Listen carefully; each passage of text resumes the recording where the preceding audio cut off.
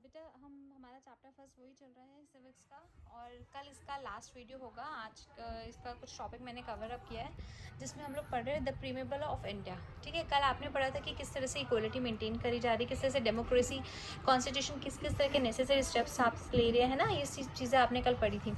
आज पढ़ा जा रहा है कि हमारी जो इंडिपेंडेंसी में द प्रीमेबल ऑफ इंडिया, हमारे कॉन्स्टिट्यूशन में प्रीमेबल ऑफ इंडिया का एक मतलब यानी कि एक स्पीच दी गई है जिसमें बताया गया है कि इंडिया जो है वो क्या क्या करता है, उसके क्या क्या रिस्पॉन्सिबिलिटीज़ है।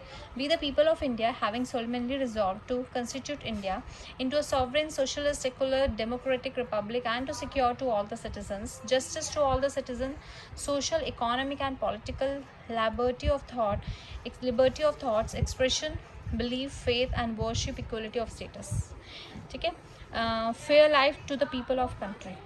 वो इसमें क्या कहना चाह रहे हैं, वो इसमें कहना चाह रहे हैं कि हमारी कंट्री का जो कॉन्स्टिट्यूशन बना है उसमें ये बताया गया है, उसमें जो प्रीमेबल इंडिया का लिखा गया उस स्पीच में बताया गया है कि हमारी कंट्री में हर किसी को, हर रिलीजन को, हर किसी के बिलीफ को, हर किसी की वर्शिप को, ठीक है, एक जैसे राइट्स दिए जाएंगे। हर तरह के पर्सन को हर तरह की फ्रीडम होगी अपने थॉट्स रखने की, अपने एक्सप्रेशन रखने की, अपनी बात रखने की, अपने इवन अपने इलेक्शन के टाइम पे अपने किस किस को उन्हें वोट देना, उसकी भी पूरी हमारी कंट्री में डेमोक्रेसी है। हर तरह के सिटीज़न को, चाहे वो किसी भी फैमिली से बिलोंग करता हो, वैसे ही जस्टिस दिया जाएगा। ऐसा नहीं कि रिच है तो उसको ज़्यादा इंसाफ मिलेगा और पुअर है तो उसको इंसाफ नहीं मिलेगा, ऐसा नहीं है। ठीक है, एक सेकुलर कंट्री है हमारी कंट्री, जो डेमोक्रेटिक रिपब्लिक, हमारी एक ऐसी सेकुलर कंट्री है जिसमें हर किसी को राइट है अपनी वर्शिप करने का, अपने विचारों को रखने का, अपने बिलीव्स को मानने का। ठीक है, इस तरह के राइट्स हैं। इसका जो नेक्स्ट टॉपिक है, हर किसी को फेयर लाइफ दी जाती है कंट्री के अंदर। ठीक है, ये हमारे इंडिया के स्पीच में लिखा गया है। नेक्स्ट है की फीचर्स ऑफ इंडियन की फीचर से पहले है चैलेंजेस। आपका ये जो एक टॉपिक है बेटा, ये यहाँ बीच में एक टॉपिक है आपका जो मैं आपको आगे फॉरवर्ड कर रही हूँ। ठीक है, उसके बाद ये नया टॉपिक आपका शुरू होता है। इसमें एक टॉपिक है आपका challenges faced by the constitution. Challenges जो है कॉन्स्टिट्यूशन असेंबली को क्या क्या चैलेंजेस फेस करने पड़े। जब कॉन्स्टिट्यूशन डेवलप हुआ, जब बनाया गया, तो उस टाइम पे क्या क्या उनको चैलेंजेस फेस करने पड़े थे। कांग्रेस ने वॉर्न किया, जब ये असेंबली बनाया जा रहा था तो कांग्रेस ने मैक्सिमम सीट्स वोट अपनी जीती थी इलेक्शन के टाइम पे। ठीक है, कॉन्स्टिट्यूशन असेंबली में। इससे क्या हुआ, जो मुस्लिम लीग थी उन्हें लेसर वोट मिले थे, तो ये प्रॉब्लम आने लगी उन लोगों को कि उन्होंने डिमांड करी कि हमारा एक सेपरेट कॉन्स्टिट्यूशन बनाया जाए, कि हमारे जो हैं लोग जो वोटिंग में जो कांग्रेस थी वो वॉर्न कर गई थी, तो उन्होंने बोला, उन्होंने डिमांड करी कि एक सेपरेट कॉन्स्टिट्यूशन बनाया जाए मुस्लिम्स के लिए। अलग अलग तरह के ये जो कम्युनल राइट्स से, धर्म से जुड़े जो लड़ाइयाँ थी, रायट्स जो थे, यानी कि ये जो लड़ाइयाँ होने लगी, धर्म के नाम पे लड़ाइयाँ जो थी डिफरेंट पार्ट्स ऑफ कंट्री के अलग अलग जगहों पे शुरू होने लगी। एंड फाइनली उसका रिजल्ट ये निकला कि 2 सेपरेट कंट्रीज़ का डेवलप करा गया, 2 सेपरेट कंट्रीज़ को बनाया गया, जिसमें एक का नाम इंडिया रखा गया और दूसरे का नाम पाकिस्तान रखा गया। अगर ये चैलेंजेस गवर्नमेंट के पास नहीं आते, अगर ये लड़ाइयाँ नहीं होती, तो इट मे बी पॉसिबल कि इंडिया पूरा एक ही कंट्री होता और ये पाकिस्तान वाला पार्ट नहीं बनता। लेकिन जस्ट बिकॉज ये राइट्स होने लगे थे, इसलिए 2 कंट्रीज़ को बनाया गया, इंडिया एंड पाकिस्तान। उसके बाद बोलते हैं at the time of independency के टाइम पे इंडिया के पास 560 प्रिंसली स्टेट्स थे, यानी कि ऐसे राज्य जिनका जो जिनका जो सारा उनका मैनेजमेंट था, सब कुछ वो जो थे वो कौन देखते थे, राजा महाराजा देखते थे। मैंने आपको लास्ट एक वीडियो में मोनार्की के बारे में बताया था, करेक्ट, जिसमें हमने ये पढ़ा था कि जो राजा वाले देश होते थे जिसमें राजा तो सब कुछ देखता है, सारे डिसीजंस लेता है, राइट।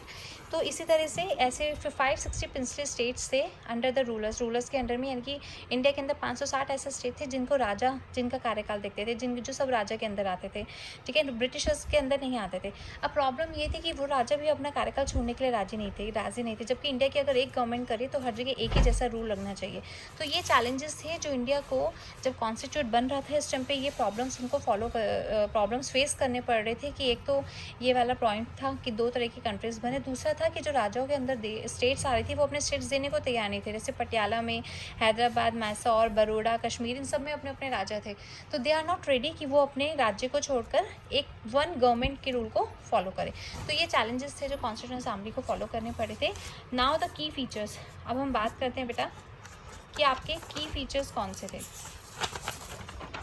ये आपका नेक्स्ट टॉपिक है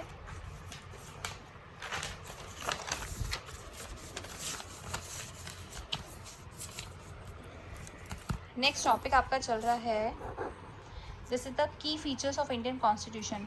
की फीचर्स क्या थे इंडियन कॉन्स्टिट्यूशन की, यानी कि इंडियन कॉन्स्टिट्यूशन ने क्या क्या चीज़ों को कवर किया, उन्होंने क्या क्या पॉइंट्स अपने क्या क्या पॉइंट्स कवर करे, किन किन चीज़ों को उन्होंने अपने कॉन्स्टिट्यूशन में बनाया था। कॉन्स्टिट्यूशन में एक separate chapter on the fundamental rights in part 3 of Indian constitution के 3rd पार्ट के अंदर फंडामेंटल राइट का एक चैप्टर बनाया गया जिसमें बताया था मानव अधिकारों में क्या क्या चीज़ें आती हैं। उन्होंने celebrating diversity while preservation national unity, वो बोलते हैं जो हमारे इंडियन कॉन्स्टिट्यूशन था उसने डाइवर्सिटी को सेलिब्रेट कर, यानी कि भिन्न भिन्न प्रकार के लोग एक ही देश में रह रहे हैं और यूनिटी के साथ रह रहे हैं। नेशनल यूनिटी को वो लोग शो करते हैं। जब देश पे लड़ने की बात आती है तो हर धर्म के लोग एक साथ खड़े हो जाते हैं। अब वो की फीचर्स कौन से थे, वो दिए 5 फीचर्स हैं। Federalism, parliamentary form of government, separation of powers, fundamental rights and secularism. मैं आपको एक एक करके एक एक फीचर समझाती हूँ। पहला फीचर था कॉन्स्टिट्यूशन में फेडरलिज्म, यानी कि एक तरह की एक ऐसा पैटर्न बनाया गया कॉन्स्टिट्यूशन ने जिसमें एक होती है सेंट्रल गवर्नमेंट, एक स्टेट गवर्नमेंट और पंचायती राज। यानी कि सेंट्रल गवर्नमेंट बनाई गई जो पूरे देश को गवर्नमेंट बनाई गई जो पूरे देश को कंट्रोल करेगी, उनकी पूरी रिस्पॉन्सिबिलिटीज़ निभाएगी उनके प्रति, ठीक है। एक ही स्टेट गवर्नमेंट जिनका काम था सिर्फ अपने स्टेट को मैनेज करना, जैसे हरियाणा स्टेट है ना। आपके जो सीएम है, चीफ मिनिस्टर है आदित्यनाथ योगी जी, वो यूपी के चीफ मिनिस्टर हैं, तो उनका काम है यूपी को मैनेज करना, ठीक है। इसी तरह से स्टेट गवर्नमेंट बनाई गई, सेंट्रल गवर्नमेंट बनाएगी। सेंट्रल गवर्नमेंट वो गवर्नमेंट है जो हर तरह के स्टेट को कवर करती है, यानी कि हर स्टेट अपनी प्रॉब्लम सेंट्रल गवर्नमेंट के सामने रखता है। तो ये पैटर्न किसने बनाया, कॉन्स्टिट्यूशन ने।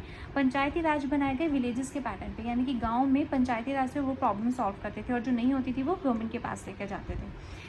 नेक्स्ट फीचर बना पार्लियामेंट्री फॉर्म ऑफ गवर्नमेंट। एक पार्लियामेंट्री फॉर्म ऑफ गवर्नमेंट बनाई, यानी कि गवर्नमेंट को सेलेक्ट करने का भी एक पैटर्न बनाया गया। ऐसा तो नहीं कि जब जिसका मन करा वो प्राइम मिनिस्टर बन गया, नहीं, हमेशा हर 5 साल बाद इलेक्शन किए जाते हैं। तो ये एक प्रोसीजर बनाया गया कॉन्स्टिट्यूशन में कि हर 5 साल बाद इलेक्शन होंगे और लोगों की जो लोग जिनको सिलेक्ट करेंगे, जिनके मैक्सिमम वोट होंगे, जो जनता का सिलेक्शन होगा इलेक्शंस के अंदर, वो उसको हम प्राइम मिनिस्टर बनाएंगे। तो ये भी क्या है, एक पार्लियामेंट्री फॉर्म ऑफ गवर्नमेंट है, यानी कि अपना राज चला के कोई यहाँ पे वो नहीं बनता प्राइम मिनिस्टर। लोगों की इच्छा से, लोगों के लिए, बाय द पीपल, लोगों के द्वारा बनाई हुई गवर्नमेंट को हम इस गवर्नमेंट मानते हैं।